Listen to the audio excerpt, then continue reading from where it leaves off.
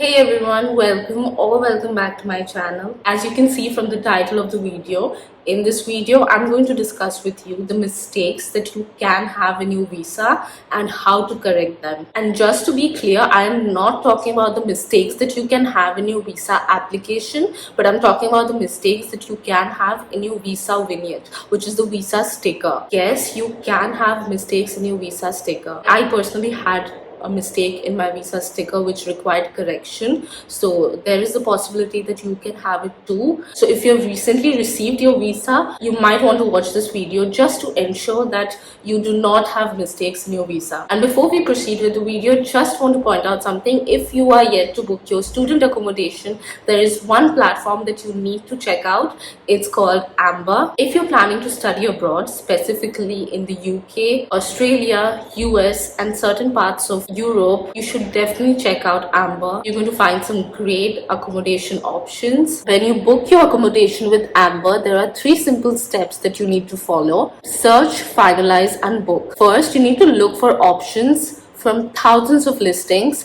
and send an inquiry by filling up the form. Once you do that, a booking executive will get back to you and also provide suggestions. When you finalize a property, the booking executive will do everything to help you out, including the paperwork. So your experience is going to be completely hassle-free. So go and check out the Amber website and book your accommodation with them. Book using my link. It's the first link in the description box. And now coming back to the main topic of this video.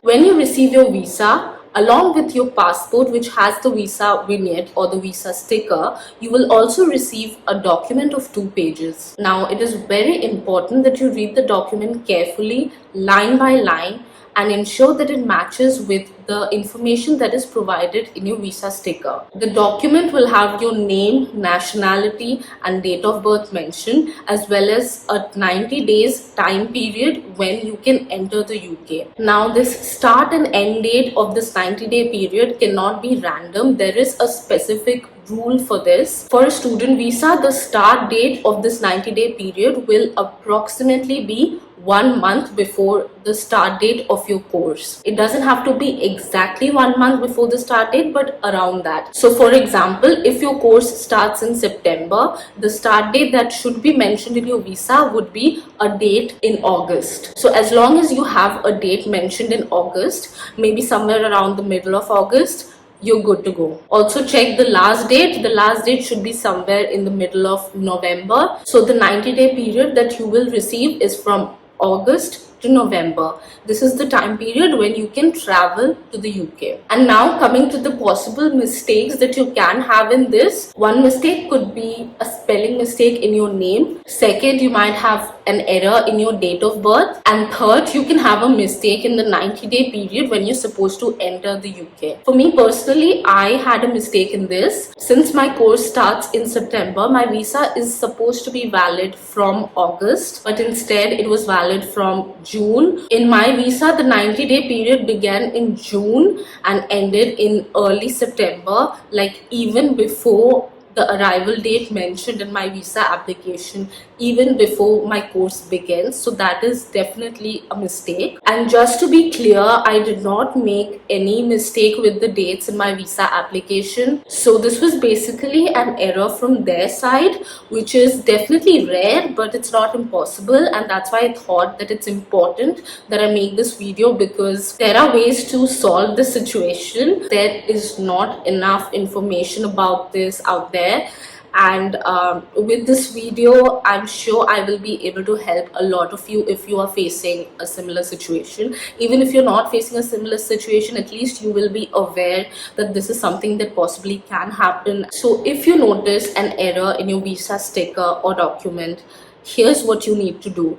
You need to contact UKVI. How will you do that? There are 2 ways to contact UKVI. Either you can call them or you can send an inquiry by filling up a form. Both these services are paid. I personally went ahead with the form. I did not call them. Calling them is a little bit tricky if you are calling internationally. You need to have an international pack in your phone. Other than that, you also need to provide your credit card number because they will be billing through that also. So because of all of that, I found that the inquiry form is a better option and they are actually pretty quick with their replies. You need to pay for sending the inquiry as well, but the amount is very minimal and it's a one-time payment only. And just to help you out, if you want to contact the UKVI, I have included the link in the description box, so it's easier for you to find. And to be very frank, they were extremely helpful and very quick with their response. In less than 24 hours, they had a solution for me. Basically, what I had to do is I needed to visit my visa application center, which is the VFS office, and I needed to resubmit my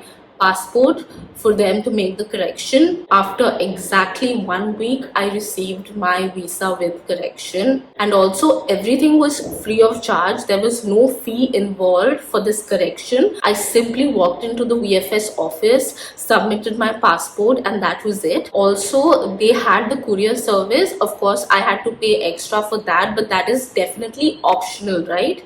It's not a compulsory service that you need to opt for. You can easily just go and collect your passport once it's ready, but I did opt for a courier service, so that was the only thing I paid for, but nothing else. There's no fee required for the correction. So yeah, that was everything that I wanted to discuss in this video. It's a very rare situation, may not really happen to you, but if it does, I'm sure this video will be helpful. Do not panic, that's the most important thing. And if you received your visa recently, just check that all the information provided there is correct. If it's correct, you're good to go, nothing to worry about. So yeah, that was pretty much it. If you want to know anything further about this, you can leave a comment. I will definitely get back. Other than that, I really hope that you found this video helpful. If you did, please show your support by giving this video a thumbs up and subscribing to my channel. This way you would also know every time I upload a video. And thank you so much for watching this video. I'll see you guys again very soon. Goodbye.